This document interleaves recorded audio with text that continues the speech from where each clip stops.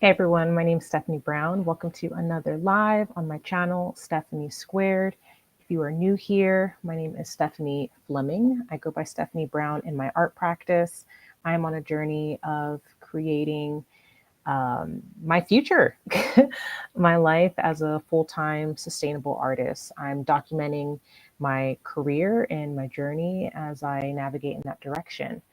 Every Sunday, I've been going live at 11 a.m. to provide updates on my career, my practice, and just kind of what's going on. If you are not a subscriber, feel free to subscribe to my channel, Stephanie Squared. This is a space where both my personal life as Stephanie Fleming and my art career life as Stephanie Brown come together, and I can really wow, show and showcase all the aspects of myself, opposed to dividing them amongst separate channels. Hence a vlog. So today, I really wanted to take the time to talk about my latest installation that just went live on Friday, and it's called Contested Ground. And yeah, I wanted to just share some background about the installation and how it came to be. So I've got some visuals for you. So here is me. So what I did is that I created a doctor's office. I created a doctor's office, and here's a pullout of the whole installation. So I'll kind of explain what you're looking at here. So for this installation, I created a doctor's office, and I've been working with PhD candidate Octavia Vogel, who is in this poster here that I'll bring up. So I created this poster to go on the glass. Just when you go to any doctor's office, it'd be very prototypical for you to see signage and posters and things of that nature. So I'm posing Octavia, our PhD candidate, and the leader of this medical study here. And then I've got her listed as principal investigator, the location, dates, information here. But I wanted it to look as if it was something that you'd find in a doctor's office. And then I'm listing myself kind of like as a provider. So I'm here listed as the installation artist, and then there's information about the project.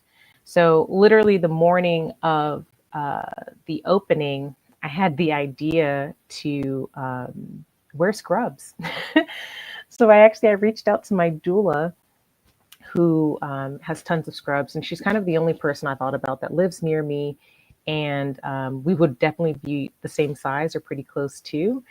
And yeah, so I just randomly called her and I was like, hey, do you have scrubs I could borrow for this art installation? I wanted to go all the way, especially since we were going to have video footage done at the opening. So I really wanted to play the part. And this is the exciting thing that I'm really enjoying with my interactive art installations is it really does feel performative. It really does feel like a performance. And I've never formally considered myself a performance artist, but I'm definitely open to those elements. And I feel like when I'm creating these installations, there's so many performative elements to it that I really should just lean into it. So that's what I've been doing. So yeah, that's what you see here. Okay, so some background information. How did I even come to all this? So in 2021, I was an Emory Arts and Social Justice Fellow. And the Emory Arts and Social Justice program, that was their second year of it. And that program, what they do is that they take local Atlanta artists and they pair them with professors on Emory's campus. And they're usually like non-artistic or like non-visual art, I should say, classes and professors that partner. And the whole idea is to like create art experiences with these very differing mediums and spaces. And I loved that. I love that so much because from the very beginning, it's a lot of how I see. So much of my work is research based, and I love the challenge of being able to take um,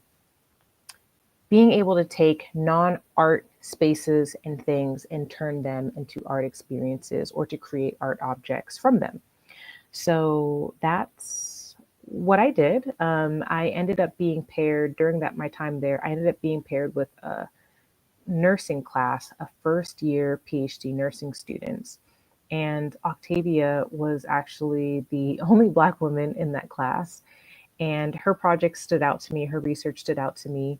She was studying or embarking on some research at the time around Black women's healthcare experiences. And I learned so much from her. So I'll just kind of sum it up really quickly. But in her research, and it's super multifaceted, so I'm really just giving you a nugget of it. But what she explained is that having higher social economic statuses normally mean that you have more access to healthcare, you can afford, maybe more expensive medicines, more expensive doctors, specialists, things of that nature. So in this country, there's like a level of protection that you would get from having a higher social economic status. However, what the data is showing is that Black women do not experience that. So even Black women with higher socioeconomic statuses, they still experience poor health outcomes. They're still subject to higher rates of chronic diseases like breast cancer. And in her research, what she was sharing was kind of, she's getting into the reasons for all of that. Slavery is involved, stereotypical behavior is involved, societal pressures are involved, just the general way in which Black women in America are underprotected, hyperly underprotected in this country, all impact our health outcomes. So, um, through this research, she's continued, and for towards her dissertation, which is kind of the area that she's in right now, she's actually actively doing her studies. So she's interviewed, I think, like 12 to 15 women so far. She's looking to interview 15 more Black women, and she's interviewing them about their healthcare experiences when they are visiting a doctor, and what those experiences have been. For most of the people, they've shared, how it might be traumatic, a lot of fear, sadness, disappointment, a lot of negative associations were what we were finding from the preliminary results of her study. Um, so we wanted to create a space that challenged all of that. So we literally wanted to subvert the usual situations that they were encountering when they went to the doctor's office, and what might it mean to create a medical space that does the exact opposite of those experiences. So that was our first thought process in terms of why a doctor's office and why to make everything like super fuzzy and soft and comforting. The other aspect was, it's all white as like a play on the clinical space, just kind of really like underlining that aspect of it. The other thing too is that traditionally in medical studies, and this is where art can be another way to like subvert and challenge and be additive to scientific processes, is that normally these studies are done pretty cold. I'm calling it cold. I think it's cold. But it's just like tape recorder, notepad, paper, whatever, and you're just interviewing the person and recording their reflections when it's like narrative based research. But my curiosity was, what more information might they recall? She's asking questions about experiences that have already passed.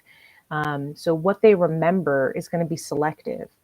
And I was curious, what might they remember differently if they were put in like a certain scenario or environment that triggered those memories.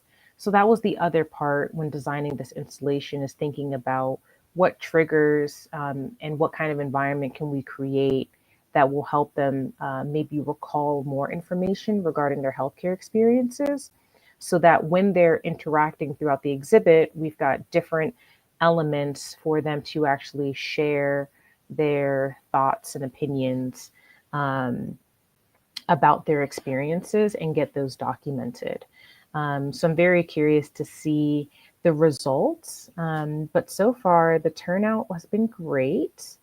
I'm going to share this little process video while I keep chatting with you all about it.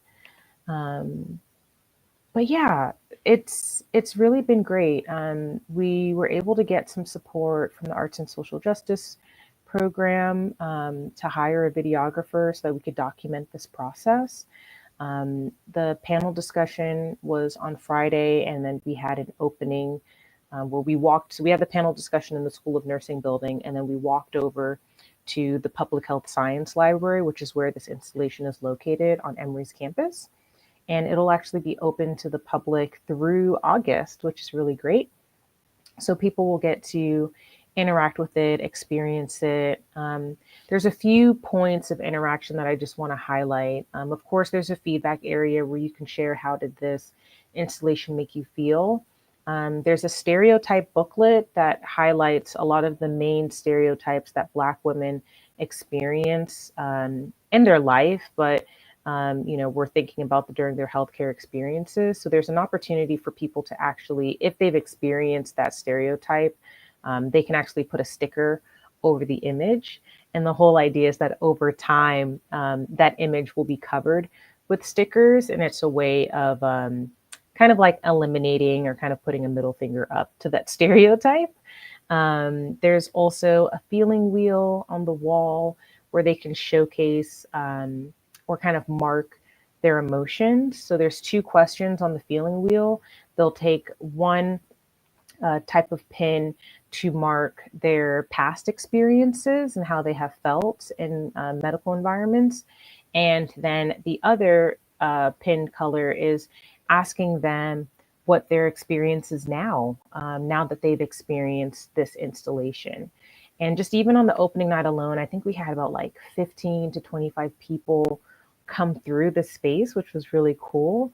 And I love watching people interact with my work. It's one of the most rewarding things, and seeing people like really thoughtfully, look at the book, look at the questions. I'm already seeing a varying difference of their perspectives might be on one side, their past experiences on one side of the feeling wheel, which is mostly the negative feelings and associations. And then on the other side of the feeling wheel, we're seeing like the more positive emotions, which is what they're associating that space with. I also had a good conversation with someone who was saying, they still felt a little triggered, in the space because it's still a doctor's office. And I was like, you know what, that's totally right. And that makes sense. It's not to say the installation is not designed for you to not feel triggered. I would say it's actually the opposite. It's to trigger you in a way, but not to the point of discomfort, and instead trigger you to the point of wanting to share or recall or challenge your past experiences with this new one that has more positive associations. And when I explained that to the woman, she was like, you know what, that's interesting because when I was in that space, I remembered some things and I said some things about my past experience that I probably wouldn't have said prior to. So there was even, and she shared that it's probably because she felt safer to say those things in this space. And to me, that was like pat on the back, like we did it. That's exactly what we want. And that's exactly what we're looking for. So yeah, that's Contested Ground. If you want to learn more about the study that Octavia Vogel is doing, the website is saystudy.org.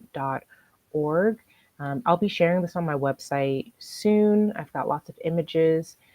We did get to work with a videography team, like I mentioned.